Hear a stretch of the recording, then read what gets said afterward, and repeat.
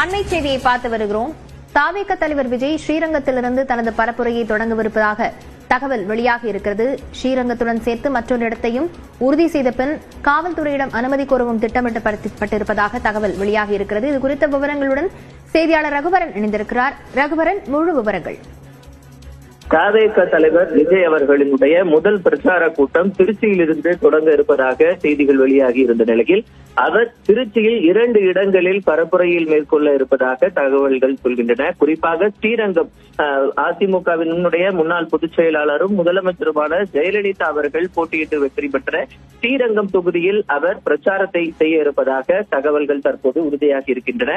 இந்த அவர் பிரச்சாரத்தில் ஈடுபடக்கூடிய இடங்களை உறுதி செய்வதற்காக இன்று தாவேகாவினுடைய பொதுச் செயலாளர் அவர்கள் புசி ஆனந்த் இன்று திருச்சி வர இருக்கிறார். திருச்சியில் அவர் விஜய் அவர்கள் பிரச்சாரம் மேற்கொள்ள இருக்கின்ற 2 இடங்களை தற்போது அவர்கள் பார்வையிட இருக்கிறார்கள். பார்வையிட்டு இடத்தை உறுதி செய்த பிறகு மாவட்ட காவல் கண்காணிப்பாளரையும் இங்கே